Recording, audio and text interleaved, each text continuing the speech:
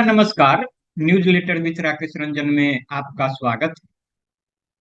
बात आज एक बार फिर बिहार की सीवान लोकसभा क्षेत्र में बनते बिगड़ते समीकरण। सीवान में हिना साहब का चुनाव प्रचार जोर पकड़ रहा है। राजद ने यहाँ से पूर्व विधानसभा अध्यक्ष अवध बिहारी चौधरी को उतारा है।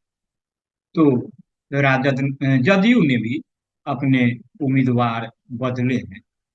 उनके उम्मीदवार आयातित।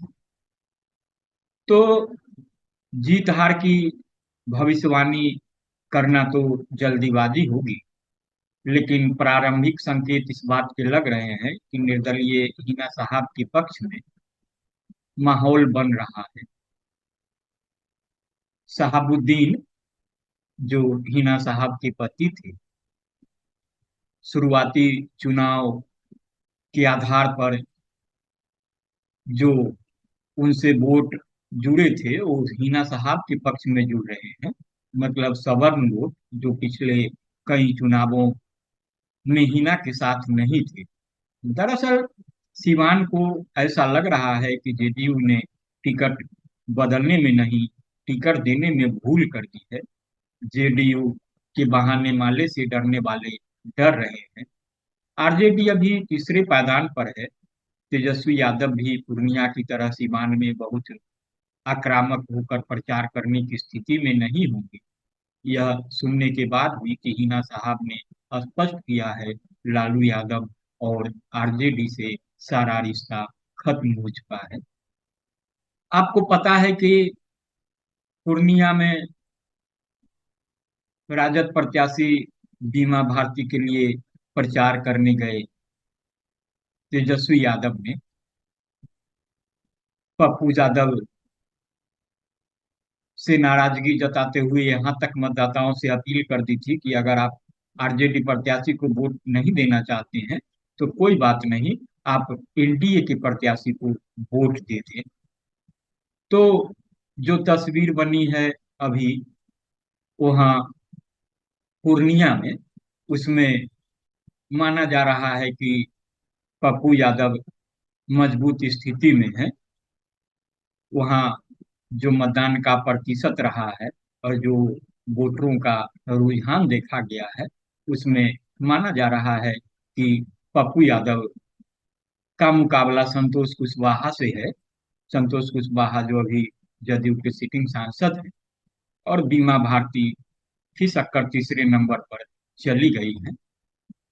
कहा जा रहा है कि बीमा भारती को अब पूर्णिया में जीत हार की चिंता या फिर इंतजार किए बगैर विधानसभा चुनाव की तैयारी में जुट जाना चाहिए, क्योंकि राजद में शामिल होने से पहले उन्होंने विधानसभा की सदस्यता से इस्तीफा दे दिया था। पूर्णिया में पप्पू यादव जीत ही रही है यह दावे के साथ नहीं मैं कह सकता, लेकिन लड़ाई जब निर्दलीय से होती है तो ये सच है कि उस इलाके में सीधे जनता चुनाव लड़ रही होती है और फिर किसी एक बड़ी पार्टी की भत पीट जाती है। आप नजीर 2009 का लोकसभा चुनाव मान सकते हैं। सिवान में शहाबुद्दीन सजा याफ्ता हो गए थे, लेकिन रुतबा कम नहीं हुआ था। खैर, उम्मीदवार शहाबुद्दीन की पत्नी हिना साहब थी। सामने से जेडीयू के कैंडिडेट बिस्नी पटेल थी। चुनाव के 4 दिन पहले तक सब कुछ शहाबुद्दीन की पत्नी के पक्ष में ही था। इस बीच एनडीए प्रत्याशी बिस्नी पटेल के पक्ष में सुशील मोदी ने रोड शो किया था। बहुत दमदार नहीं था रोड शो। इसके बाद जेल में बंद शहाबुद्दीन को गुस्सा आ गया था। उन्होंने हिना साहब के रोड शो का आदेश कर दिया। कईयों ने ऐसा करने से शहाबुद्दीन को रोका था, लेकिन वे नहीं माने। हिना साहब के रोड शो में बहुत भीड़ थी और जनता का मूड यहीं से खराब हुआ। परिणाम हिना साहब चुनाव हार गई। वोटिंग के दिन हिना साहब को हरा रही जनता एनडीए कैंडिडेट बिस्नी पटेल के पक्ष में नहीं गई थी। बिस्नी पटेल तो मात्र 43,000 मत लेकर चौथे स्थान पर चले गए थे। उनकी जमानत जब्त हो गई थी और ऐसे में चुनाव लड़ रही जनता ने खटिया छाप पर खड़े निर्दलीय ओम प्रकाश यादव को जिता दिया। तो पूर्णिया में यही समानता देखी गई 2020 और 24 के चुनाव में। आरजेडी प्रत्याशी की शक्कर तीसरे नंबर पर चली गई। कहा तो यह भी जा रहा है कि जो बीमा भारती का रुपौली विधानसभा क्षेत्र है, वहां भी उनको वोट नहीं मिले, और वह भी, वहां की शक्कर दूसरे पायदान पर पहुंच जा सकती है। तो तेजस्वी ने जितना पप्पू यादव का विरोध किया, उतने ही जेडीयू के संतोष कुशवाहा से सीधे फाइट करते चले गए। तो लेकिन जहां तक सिवान की बात करेंगे, तो इस बार हिना साहब फूंक फूंक कर कदम बढ़ा रही है। वो जमीनी स्तर पर कार्य कर रही है। उनकी कोशिश है कि हर घर पहुंचे, लोगों से मिले, और यही कारण है कि उनकी स्वीकार्यता दिखी जा रही है। तो बहरहाल इतना ही। आप इसे सुनिए और सुनिए और प्रतिक्रिया से मुझे जरूर अवगत कराएं। हाँ, लाइक करें, शेयर करें।